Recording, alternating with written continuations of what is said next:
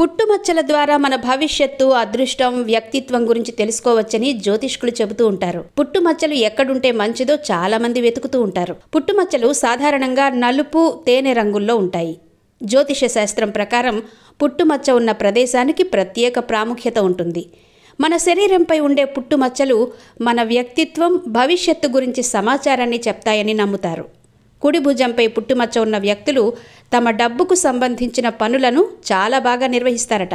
అలాగే వీళ్ళు డబ్బు పొదుపు బాగా చేస్తారు. అంతేకాదు, ఈ వ్యక్తులు తమ దగ్గరున్న ప్రతిదాన్ని తెలివిగా ఉపయోగిస్తారు. కుడి అరచేతిలో పుట్టుమచ్చ ఉండడం చాలా మంచిది. కుడి అరచేతిలో పుట్టుమచ్చ ఉంటే గనక మీరు సంపన్నమైన, విజయవంతమైన జీవితాన్ని గడుపుతారు అనడాన్ని సూచిస్తుంది. ఇలాంటి వారు డబ్బును చాలా సంపాదిస్తారు. చెవి లోపల, వెలుపలి భాగంలో పుట్టుమచ్చ ఉంటే ఇది మీ విలాసాల కోరికను సూచిస్తుంది. అలాగే వీళ్ళు ఎక్కువగా ఆలోచించకుండా ఇతరుల కోసం డబ్బును బాగా ఖర్చు చేస్తారు.